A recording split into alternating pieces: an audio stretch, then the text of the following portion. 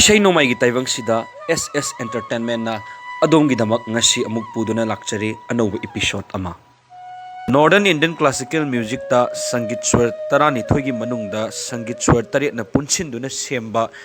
surgi khutpu adubu that haina khangnei that hairibasi raga gi horakphamni Bharat ki liraba Sangit Grantha singi matung ina that hairiba wahai asi mel haina su khangnei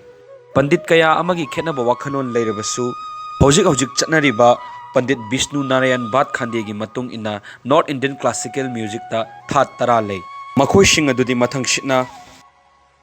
Bilawal That, Kalyan That, Khamas That, Kafi That, Bhairab That, Asawari That, Marwa That, Purvi That, Bhairavi That, Amadi Tori That. Sangit Swar mangadagi tadana punchinduna semlaga miyoibana tabada nungahellaba swargi khutpu adu raga haina khangnei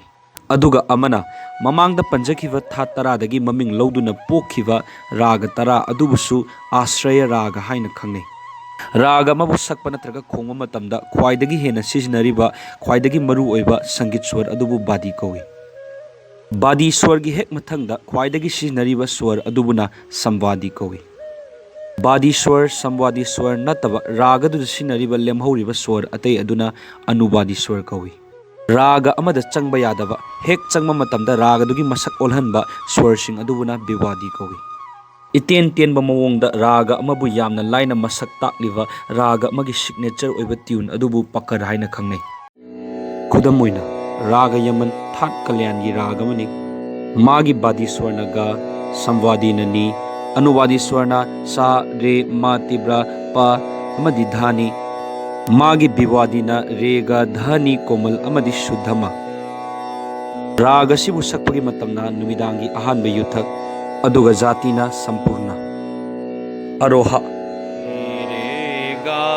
Ma Pa Dhani Sa Broha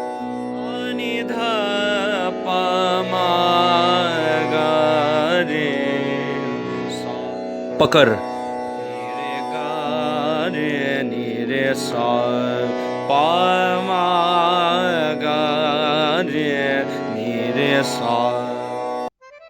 Video asine kariguma adom da khara khaji kanar wadi like subscribe and share to ka widanu loina na makha da comment amon tan video mathangi episode amuk thengsi